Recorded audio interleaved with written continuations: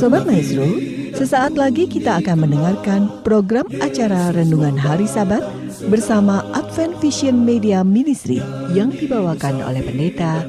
Selamat mendengarkan. Yesus mau datang segera. Selamat pagi dan selamat Sabat saudara-saudaraku yang dikasihi oleh Tuhan. Salam sejahtera bagi seluruh pendengar Maestro, Sobat Maestro yang kami kasihi dalam Yesus Kristus. Pada pagi Sabat ini saya Pendeta Cucu Elia hendak bersama-sama saudara untuk merenungkan firman Tuhan. Dan saya beri judul renungan pada pagi ini, Produk Roh Kudus. Mari saudaraku sekalian, sebelum kita bersama-sama membaca firman Tuhan, kita akan berdoa. Ya Allah, Bapa yang penuh kasih, kami datang berdoa dan memohon berkat, memohon tuntunan Roh Kudus. Karena kami percaya Roh Kuduslah yang akan menuntun kami ke dalam kebenaran Tuhan. Biarlah kami mengerti dan menghidupkan kebenaran Tuhan. Di dalam nama Yesus Kristus kami berdoa dan mengucap syukur. Amin. Saudaraku yang dikasihi Tuhan, berbicara tentang produk Roh Kudus rasanya seperti sekular terdengar ya. Produk, biasanya kalau kita membicarakan sebuah produk dari sebuah pabrik, sebuah perusahaan atau sebuah perusahaan jasa, mungkin kita tanya produk apakah yang dihasilkan atau yang dilakukan oleh perusahaan tersebut. Dan tentunya mungkin orang bisa menjawab produknya jasa seperti ini, seperti itu. Kalau bank mungkin ada produk simpan pinjam, ada produk untuk kredit, atau mungkin sebuah perusahaan ada produknya memproduksi kain, produksi bahan jadi, dan lain sebagainya. Namun saudaraku sekalian, pada Sabat ini, pada pagi ini kita akan belajar tentang produk yang dihasilkan oleh Roh Kudus. Kita perlu mengerti, kita perlu memahami dan tahu, sehingga kita akan menggunakan produk itu menjadi berkat dalam kehidupan rohani kita. Sebelumnya saudaraku sekalian, kita akan mengenal dulu siapa itu Roh Kudus. Saya akan menyinggung secara singkat tentang siapa Roh Kudus, terkait dengan ada pemahaman yang mungkin belakangan ini ada perkembangan yang berbeda ya. Kebanyakan kekristenan menganut sebuah pemikiran atau doktrin tentang Trinitas. Ini doktrin yang begitu dalam tentunya. Pengenalan kita akan Tuhan Yesus Kristus membuat kita lebih mengenal dan mengharuskan kita menerima doktrin Trinitas. Dan itulah yang kita pahami, sehingga salah satunya yaitu kealahan atau pribadi Allah yang ketiga itu adalah Roh Kudus dalam ketrinitasan itu. Namun saudaraku sekalian, belakangan ini ada segolongan orang, segolongan kelompok memberi atau memahami bahwa kealahan itu hanya dua saja, Bapa dan Yesus Kristus, Bapa dan Anak. Roh Kudus bukan pribadi yang ilahi, bukan Allah. Dia adalah satu pengaruh atau sebuah pengaruh dari Allah Bapa saja yang mengutusnya. Saudaraku, mungkin ada banyak penjelasan tentang hal itu, tetapi saudaraku sekalian, saya pribadi memiliki posisi yang jelas bahwa saya percaya bahwa Allah yang saya kenal adalah Allah yang menunjukkan dirinya dalam pribadi Bapa, Anak, dan Roh Kudus. Sehingga ketika kita akan berbicara tentang Roh Kudus pada pagi ini, saya dengan begitu yakin bahwa pribadi Roh Kudus yang sedang saya bicarakan, yang sedang saya sampaikan kepada saudara sekalian, adalah pribadi yang adalah ilahi. Ya, dia adalah Allah yang sama yang saya bicarakan tentang Yesus sebagai anak, demikian juga pribadi Bapa ya. Jadi ketiganya saya menyebut adalah pribadi ilahi. Maka Roh Kudus yang sedang kita akan bicarakan tentang produk Roh Kudus adalah produk Allah itu sendiri ya. Ketika kita berbicara tentang Roh Kudus, kita berbicara tentang Allah yang sama ya. Baik saudaraku sekalian, Tentang peran penting Roh Kudus, tentu saja ada banyak orang mungkin sekarang lebih menekankannya, oleh karena tentu kita mempercayai bahwa ketika Yesus Kristus naik ke surga, Yesus mengingatkan dan menjanjikan ada seorang pengganti yang meneruskan pelayanannya di dunia ini. Dialah Roh Kudus. Dan itu sebabnya saudaraku sekalian, pengganti Yesus yang ada di dunia ini adalah pengganti dengan level yang sama.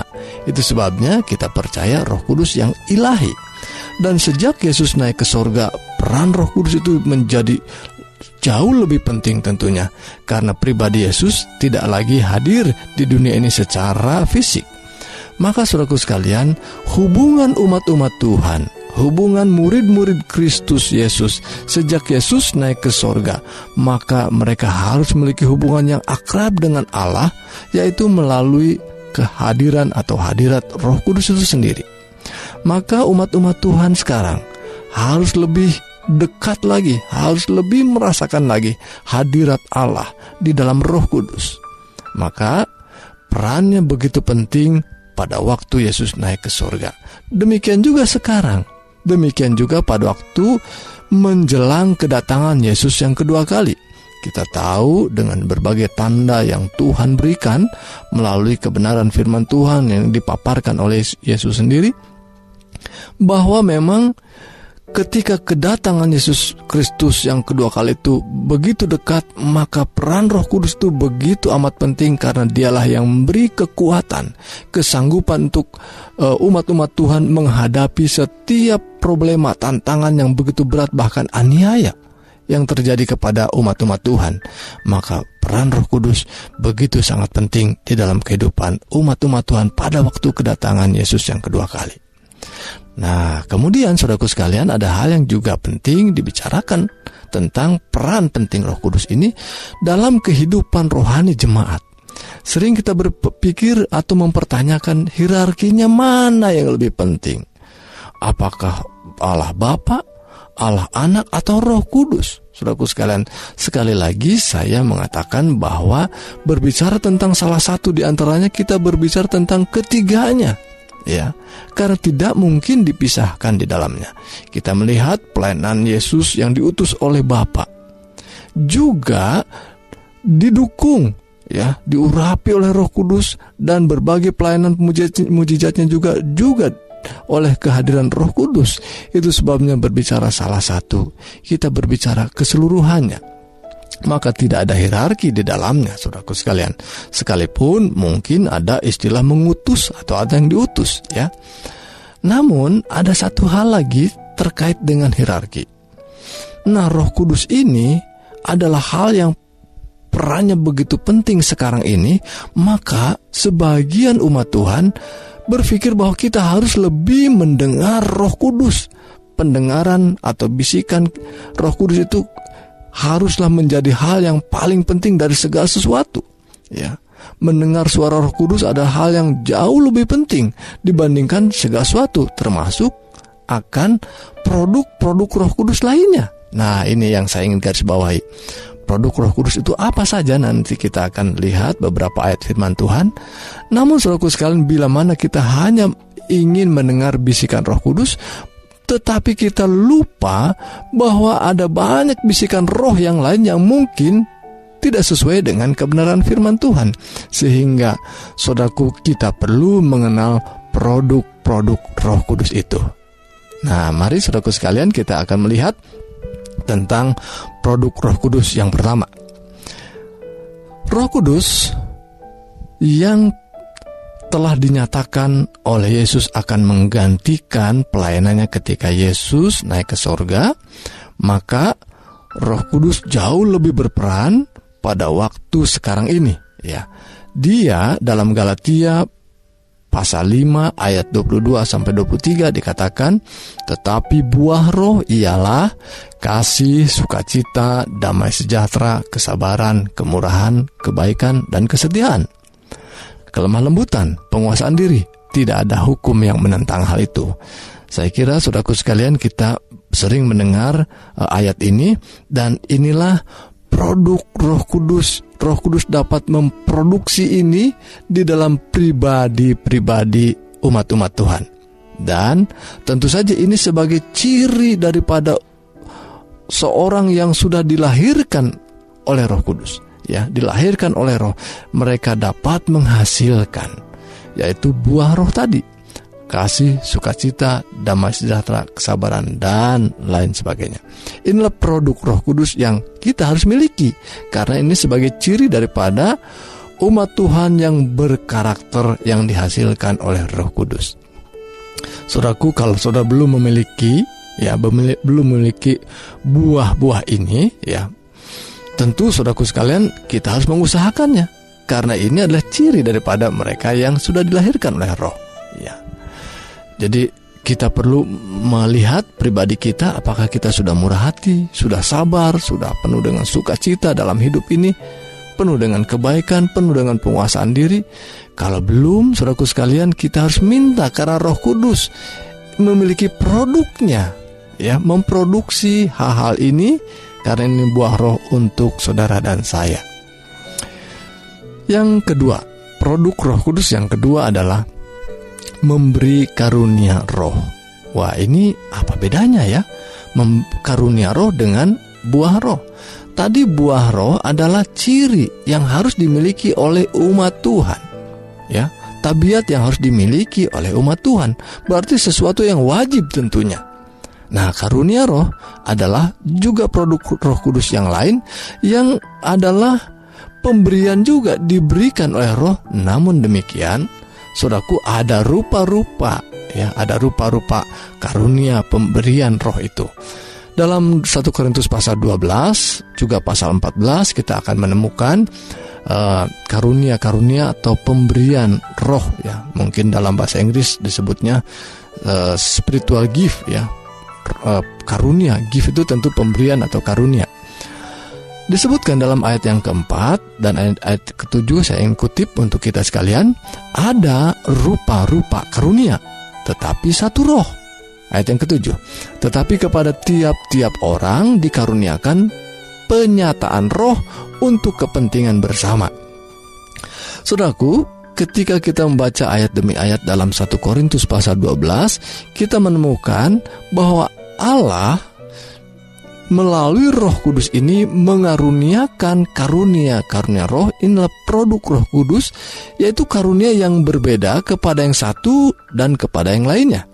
Ada karunia kepada seseorang umat Tuhan ini, karunia mengajar, karunia mengadakan mujizat, karunia untuk membedakan roh. Jadi saudaraku sekalian, karunia-karunia bukanlah sesuatu yang wajib seluruhnya kita harus miliki, tetapi kita harus kejar, memang kita harus miliki. Namun demikian tidak harus seluruhnya, karena ini pemberian atau karunia roh ini diberikan untuk kepentingan bersama. Ya, pasal 12 ayat 7 tadi, untuk kepentingan bersama. Artinya satu karunia untuk satu orang, atau banyak karunia juga untuk satu orang, tapi digunakan untuk kepentingan bersama. Mungkin kita punya satu, mungkin saudara punya dua, mungkin beberapa di antara kita punya 3 karunia roh, dan digunakan untuk kepentingan bersama. Ini sekali lagi sifatnya bukan seluruhnya kita harus memiliki, tetapi kita diberikan sesuai dengan kesanggupan yang Tuhan tahu tentu kesanggupan kita. Namun kita harus mengejarnya, seperti yang dikatakan dalam 1 Korintus pasal 14, kita harus mengejar karunia itu. Inilah produk yang kedua dari Roh Kudus. Berikutnya yang ketiga. Produk yang ketiga dari Roh Kudus adalah perubahan tabiat, perubahan karakter, hati yang baru, seperti yang dikatakan dalam Yehezkiel pasal 36 ayat 26 dan 27. Kamu akan kuberikan hati yang baru dan roh yang baru di dalam batinmu, dan aku akan menjauhkan dari tubuhmu hati yang keras, dan kuberikan kepadamu hati yang taat. Rohku akan kuberikan diam di dalam batinmu, dan aku akan membuat kamu hidup menurut segala ketetapanku, dan tetap berpegang pada peraturan-peraturanku dan melakukannya. Lihat saudaraku sekalian, produk Roh Kudus yang ketiga ini adalah perubahan tabiat, perubahan karakter, hati yang baru yaitu hati yang taat. Nah, berbicara tentang hati yang taat tentu berbicara tentang kerinduan seseorang, umat Tuhan yang mau taat kepada apa? Taat kepada peraturan-peraturan Tuhan, yaitu hukum-hukum Tuhan. Maka saudaraku sekalian, ketika Roh Kudus berbisik sesuatu bisikan yang di luar dari hukum Tuhan, tentunya itu bukan bisikan Roh Kudus. Jangan-jangan bisikan roh yang lain, yang orang istilahkan Roh Kudus itu katanya. Tapi Roh Kudus itu akan berbisik kepada kita untuk taat kepada perintah-perintah, peraturan-peraturan Tuhan, ya. Baik, jadi saudaraku sekalian, kalau kita dipenuhi Roh Kudus, kalau kita dilahirkan oleh Roh, maka karakter kita dibaharui, hati kita dibaharui dengan kerinduan yang mau lebih lagi taat pada Tuhan, lebih lagi serupa dengan apa yang dinyatakan oleh Tuhan melalui peraturan, ketetapan, dan hukum-hukum Tuhan. Itulah produk Roh Kudus, yaitu pembaharuan tabiat kita. Kemudian yang keempat, produk Roh Kudus yang keempat adalah memberi kekuatan fisik. Saudaraku, mungkin ada banyak produk Roh Kudus yang lain, tapi saya akan bawa 5 saja dulu, ya. Yang keempat adalah memberi kekuatan fisik. Saudara lihat cerita dalam kisah cerita Simpson, ya. Ketika Simpson diperdaya dan kemudian dia bisa meminta Tuhan melalui rohnya untuk memberikan kekuatan kepada dia, ya. Hakim-Hakim pasal 14 ayat 6, salah satu ayatnya yang saya ingin kutip, pada waktu itu berkuasalah roh Tuhan, ya. Kalau berbicara roh Tuhan, artinya inilah Roh Kudus, karena yang kudus itu adalah Tuhan, ya. Jadi berbicaralah, berkuasalah Roh Kudus, yaitu roh Tuhan atas dia, yaitu atas Simpson, sehingga singa itu dicabiknya seperti orang mencabik anak kambing. Bayangkan saudaraku sekalian, singa yang begitu kuat dan besar itu dicabik-cabik seperti anak kambing, tanpa apa-apa di tangannya, ya. Tetapi tidak diceritakannya kepada ayahnya atau ibunya apa yang dilakukannya itu.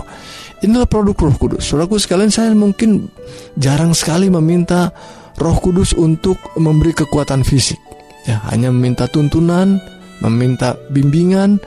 Tetapi saudaraku sekalian, ayat ini mengingatkan kita bahwa produk Roh Kudus juga adalah memberi kekuatan fisik. Salah satu cerita yang kita bisa dapat untuk memberikan ilham pada kita bahwa Simpson mendapat kekuatan fisik ketika Roh Tuhan berkuasa atas dia. Baik saudaraku sekalian, yang kelima, ya, berbicara tentang produk Roh Kudus, yang kelima, yang terakhir yang saya bicarakan pada pagi hari ini adalah produk Roh Kudus adalah ketika Roh Kudus juga memberikan kitab suci. Wah, dalam hal ini saya pikir ini sesuatu yang luar biasa, ya. Mari kita lihat ayatnya dalam 2 Petrus pasal 1. 2 Petrus pasal 1 ayat 20 dan 21, yang terutama harus kamu ketahui ialah bahwa nubuat-nubuat dalam kitab suci tidak boleh ditafsirkan menurut kehendak sendiri, sebab tidak pernah nubuat dihasilkan oleh kehendak manusia, tetapi oleh dorongan Roh Kudus orang-orang berbicara atas nama Allah. Saudaraku sekalian, berbicara tentang nubuat, ya, berbicara tentang nubuat-nubuat dalam kitab suci, ini artinya bahwa berbicara tentang kitab suci itu sendiri, ya. Dan kitab suci itu tidak ditafsirkan, tidak juga dihasilkan oleh kehendak manusia katanya, tetapi oleh dorongan Roh Kudus, oleh ilham Roh Kudus. Jadi saudaraku sekalian, inilah produk Roh Kudus itu, yaitu kitab suci yang ada di tangan saudara dan saya, yaitu Alkitab, Perjanjian Lama, Perjanjian Baru, kitab Taurat, kitab Jabur, ya, kitab para nabi, dan juga Injil. Semuanya adalah kitab-kitab yang disebut dengan nubuat-nubuat, ya. Dan itu tidak dihasilkan oleh kehendak manusia si penulisnya. Memang ditulis oleh manusia, oleh Yohanes, oleh Matius, ya, oleh Yeremia, oleh Nabi Daniel, dan lain sebagainya. Tetapi ditulisnya memang oleh mereka, tetapi sesungguhnya mereka didorong, diilhamkan oleh Roh Kudus. Jadi sesungguhnya Roh Kuduslah sesungguhnya penggeraknya, Roh Kuduslah yang pengarangnya sesungguhnya, ya. Pengarang sesungguhnya adalah Roh Kudus. Si penulisnya adalah manusia, memang dengan gaya bahasa manusia, tetapi Roh Kuduslah yang memproduksinya. Jadi saudaraku sekalian, jangan ragukan Alkitab kita. Jangan ragu-ragu untuk menerima kitab suci sebagai perkataan yang berkuasa. Setiap kalimatnya sebagaimana Tuhan mengatakan kalimat untuk menciptakan dunia ini begitu powerful, begitu berkuasa untuk menciptakan yang tidak ada menjadi ada. Demikian juga kalimat-kalimat yang tertulis dalam kitab suci begitu berkuasa. Jangan ragu-ragu untuk menerima pernyataan Tuhan yang tertulis, yaitu kitab suci, sebagai produk Roh Kudus. Dan saya ingin mengingatkan saudaraku sekalian, jangan hanya mengandalkan bisikan Roh Kudus, katanya suruh ini dan suruh itu, karena bisikan itu terlalu subjektif. Karena kalau Roh Kudus berbicara berbeda dengan apa yang dikatakannya, yang diproduksinya yaitu kitab suci, maka jangan-jangan itu bukan bisikan Roh Kudus. Kalau Roh Kudus berbicara kepada kita melalui bisikannya langsung ke dalam pikiran kita, dan itu haruslah sama tentunya dengan apa yang dalam kitab suci. Kalau berbeda bisikan itu, boleh jadi ada satu hal yang salah. Apakah kitab suci itu salah? Sangat mustahil, karena Roh Kudus berbicara kepada para nabi sesuatu yang benar dan dituliskan, dan itu sangat objektif tentunya. Maka saya ingin mengingatkan kita semua, sekalipun peran Roh Kudus itu begitu besar, ya, untuk memelihara dan menaungi umat Tuhan di akhir zaman, tetapi Roh Kudus itu adalah pribadi ilahi yang sudah memproduksi produk yang penting untuk kita pelajari, dan Dia mengingatkan bahwa Ia akan menuntun kita kepada seluruh kebenaran. Saudaraku, inilah yang saya rindu bagikan untuk menjadi berkat bagi kita sekalian. Kiranya Tuhan memberkati dan menolong kita. Mari kita berdoa. Ya Allah, Bapa yang penuh kasih, kami ucap syukur untuk berkat firman Tuhan yang kami boleh telusuri, kami boleh bagikan. Biarlah ini boleh menolong kami untuk melihat, untuk mengenal, untuk memahami, dan kami boleh memegang dan bahkan menuntut dari Tuhan hal yang indah yang sudah disiapkan oleh Tuhan, produk Roh Kudus untuk kehidupan rohani kami. Tuhan, terima kasih untuk firman Tuhan pada pagi ini. Berkati umat-umat Tuhan, pendengar Maestro yang sedang mendengarkan siaran ini. Berkat jasmani, berkat rohani, kesembuhan jasmani, kepulihan rohani menjadi bagian kami. Dan sepanjang hari ini dalam ibadah kami, Tuhan menyertai dan memberkati kami. Di dalam nama Yesus Kristus kami berdoa dan mengucap syukur. Amin.